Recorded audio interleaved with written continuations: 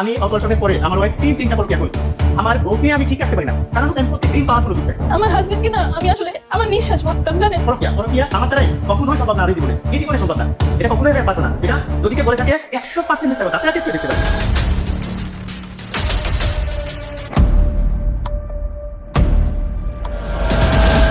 একজন পুরুষ মানুষের বুকে জমা হাজারো ব্যথা যখন অশ্রু কান্না চোখে যখন প্রকাশ করার চেষ্টা করে, তখন অনেকেই তাদের এই কথাটা বিশ্বাস করতে চায় না। কিন্তু সেই জায়গায় যদি এক ফোঁটা চোখের পানি যদি একজন নারী সেখানে ফেলে যদি কোনো কথা বলে, তাহলে সেটাই হয়ে যায় সম্পূর্ণ সত্য কথা। ওই পুরুষ মানুষের সেই কথাটাই হয়ে যায় যে মিথ্যা। নারী খুবই আশ্চর্যজনক, তারা সুন্দরভাবে নাটক সাজিয়ে নিজের গল্পটা উপস্থাপন করতে পারে। এখানে কাউকে দোষারোপ করে ভিডিও বানানোর কোনো প্রয়োজন নেই।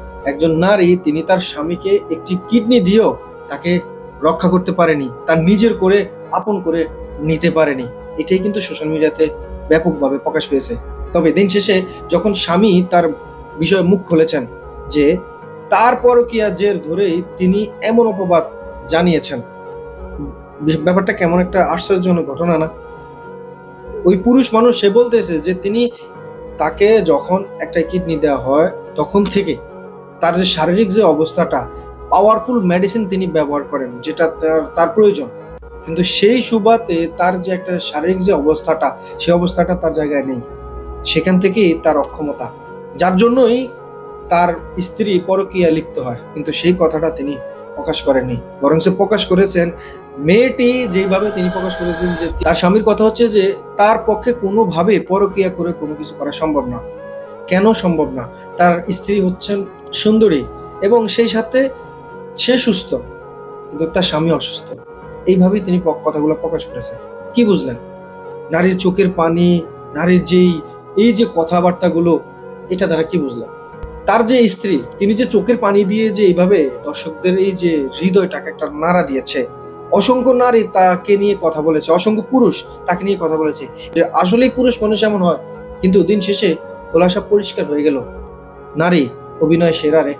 বাস্তব কথা হচ্ছে এটা যে নারীর কথাটা এমন ভাবে উপস্থাপন করা হয়। ওই যে বললাম, একজন পুরুষ মানুষের যদি হাজারো চোখের পানির কান্না দিয়ে যদি কাউকে যদি বিশ্বাস করানোর জন্য কোনো কথা বলা হয়, তারপরে দেখবেন যে মানুষ তারপরে বলবে যে না, এই পুরুষ মানুষের কান্নাটা হয়তো মিথ্যা। কিন্তু এইটা তারা জানে না একজন পুরুষ মানুষ কতটা কষ্ট, কতটা যন্ত্রণা, কতটা অবহেলা মানে শিকার হলে, কতটা কষ্টের মাধ্যমে হলে একজনের চোখের পানি বের হয় একজন পুরুষের। এই কথাটা কতজন নারী বুঝবে বলেন? সেখানে আজকের এই দিনে এসে পুরুষ মানুষ এভাবে হেরে যায়। সোশ্যাল মিডিয়াতে একটা বিষয় যখন ভাইরাল না হয়, তখন মনে হয় যে দেখা যায় না আসলে দোষটা কার, গাইডটা কার। যখন মেয়েটা তার মতো করে যখন তিনি ভিডিও প্রকাশ করেছেন, তখন তাকে বাহাবা জানিয়েছেন। এইভাবে সবাই তাকে কি জানিয়েছেন? বাহাবা জানিয়েছেন যে আসলে প্রকৃতপক্ষে নারীরা তার স্বামীকে এতটা ভালোবাসে। কিন্তু দিন শেষে দেখা যায় নিজের অপরাধটা ঢেকে রাখার জন্য একজন স্বামীকে, তার মানুষকে তিনি বা ফাঁসানোর চেষ্টা করেছেন। সত্য কাটটা নারী বলতেছে তার স্বামী পরকীয়া লিপ্ত হচ্ছে, কিডনি দেওয়ার পরও তাকে তিনি ভালোবাসেন না, তাকে তিনি নিঃশ্বাস মনে করতেন, অক্সিজেন মনে করতেন। তার কথাটাই সত্য, নাকি ওই পুরুষের কথাটা সত্য যে পুরুষ বলতেছে যে আমাকে কিডনি দেওয়ার পরে আমার শরীরের অক্ষমতা আমি হারিয়ে ফেলেছি, আমার শরীরে যে শারীরিক যে শক্তিটা সেটা আমি হারিয়ে ফেলেছি, বেঁচে আছেন? ওই যে কথাটা এমন, বেঁচে আছি মরার মতো আমি কেন মরি না, এটা বলেছে না আতিফ আহমেদ নিলয়। তিনিও চলে গেছেন দুনিয়া মায়া ত্যাগ করে। কিন্তু বিষয়টা কিন্তু সেটা না, সেটা হচ্ছে যে নারীর কাছে কিভাবে পুরুষ মানুষ অবহেলিত হয়, কিভাবে তারা ব্যথা নিয়ে পড়ে থাকে, কতটা কষ্ট নিয়ে তাদের জীবনটা পার করে, এটা কখনোই কেউ বুঝতে চায় না। আর নারীর এই চোখের পানি আর নাকের পানি ছাড়লেই মনে করেন বাস হয়ে গেছে। আমি নারীদেরকে সম্মান করি, তাদেরকে ভালোবাসি। কেন বলছি কথাটা?